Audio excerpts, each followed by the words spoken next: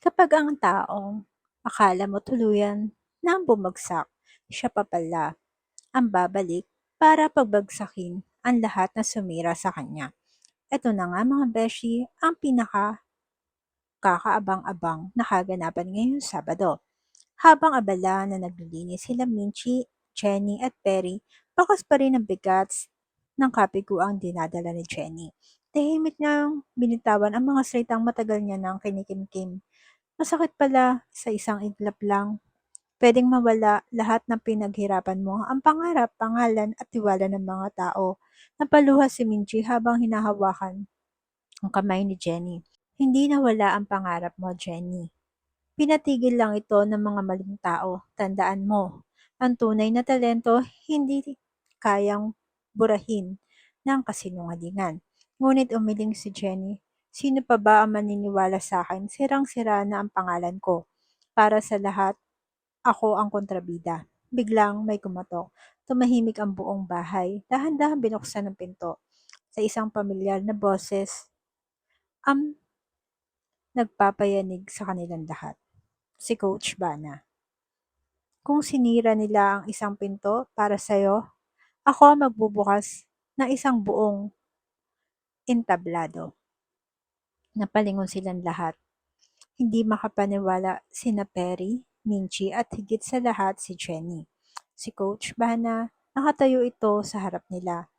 May ngiti ngunit puno ng determinasyon ang mga mata niya. Coach, bakit po kayo andito? Lumapit si Coach Bana. Hindi mo kailangan ng Astra M, Jenny, para maging bituin. Dahil simula ngayon, ako mismo ang magdadala sa'yo sa lugar na nararapat para sa'yo. Hindi mapigilan ni Jenny ang mapaluha, ngunit hindi pa doon natatapos ang sorpresa ni Coach Bana. Personal kitang iimbitahin sa magiging bagong artist ng Pop Glow. Ikaw ang kakatawan ng sa amin sa Social Music Festival. Nanlaki ang mga mata ni Jenny. Ako po, sasali sa Social Music Festival, tumango si Coach Bana. Hindi ka babalik para humingi ng awa. Babalik ka para ipaalala sa lahat, sa kanila, kung sino ang sinira nila. Umiyak si Minchi at Perry habang magkayakap. Isang bagong simula ang unti-unting sumisikat. Sa Social Music Festival, pagdating ni Jenny sa venue, hindi siya ang dating Jenny na umiiyak at nagtatago. Ngayon, bit-bit niya ang dignidad na halos ninakaw sa kanya. Isa-isang bumabati ang mga organizer. Ngunit sa kabilang dako, nanigas ang mga membro ng mixi nang makita siya. Si Tiffany lumapit sa kanya at tinanong, "Are you lost or are you looking for a job?" Tumahimik lang si Jenny, ngunit biglang hinigpitan ni Tiffany ang pagkakahawak sa braso niya. "You don't belong here." Bago pa makasagot si Jenny, isang malamig ngunit nakakatakot na boses ang pumutok, si Coach Bana. "Take your hands off my artist. You bitch." Jenny is now part of Pop Glow because she's doing solo. Proud na sinabi ni Coach Bana sa lahat. Unti-unting pinitawan ni Tiffany ang braso ni Jenny. Lumapit si Coach Bana. Tinignan niya si Tiffany na mula ulo hanggang paa. "Alam mo kung ano ang pinagkaiba niyo?" Si Jenny, kahit ilang beses ibagsak, bumabangon. Ikaw, kahit nasa tuktok na, wala pa rin laman ng pagkatao. At tahimik ang buong venue. Ngunit hindi pa siya tapos. Talent without humanity is nothing. Popularity without character expired. At tandaan mo to, hindi lahat ng sikat, karapat-dapat. Tahimik ang lahat. Kahit si Tiffany hindi mapatingin, mabilis siyang hinila ni Kendall. Si Kendall ay humingi ng sorry kay Coach Bana, maging kay Jenny. Habang nangyayari ang lahat, patuloy na nagla-live si Chika Nene. Sabi pa nito, "Guys, hindi ako makapaniwala, opisyal na si Jenny. Hawak na ngayon ng Pop Glow at siya ang bagong kahalo ng Social Music Festival." At ayon pa sa interview niya kay Jenny at Coach Bana, hindi ako bumalik para maghiganti. Bumalik ako para bawiin ang buhay na ninakaw sa akin.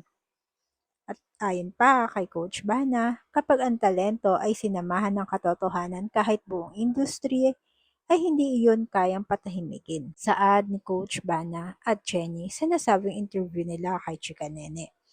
Sa loob ng ilang minuto, nag-viral ang balita. Hanggang sa makarating ito kay Monica, Yumi at kay Megan. At doon nagsimula nanginig ang mundo nila. Samantala, sa kabilang banda, nahuli ni Nate si JC na may kasamang ibang babae. Hindi na niya mapigilan ang galit. Hindi ka pa ba nagsasawa ilang beses pa sisirain mo ang buhay na bago ka matauhan? Pagkatapos mong sirain si Jenny, kayo ni Megan, isang malakas na santok. Bumagsak si JC. Tumilapon.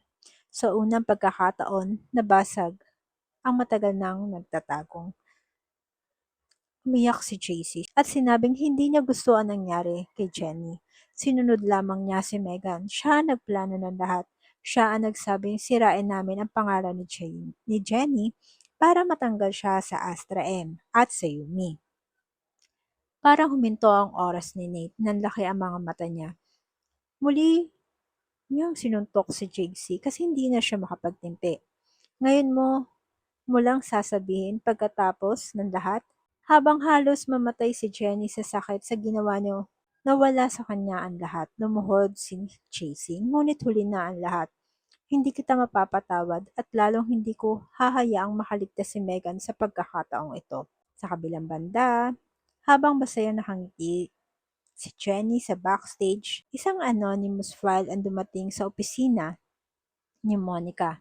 Nang buksan niya ito, sunod-sunod na video, voice recording, screenshot, ang lumantad. Unti-unting nagbago ang ekspresyon ni Monica mula sa pagtataka hanggang sa matinding galit.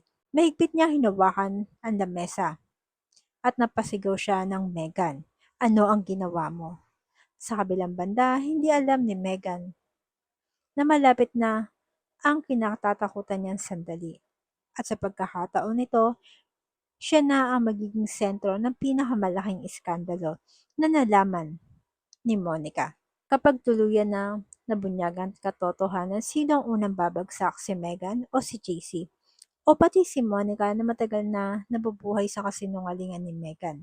At handa na ba si Jenny sa mas mapanganib na labang naghihintay sa pagbabalik niya? Comment down below mga Mima para sa inyong mga komento at kuro-kuro. Kaya mga besh, huwag niyo kalimutan mag-follow and subscribe para updated kayo sa mga susunod na kaganapan. Thank you and bye!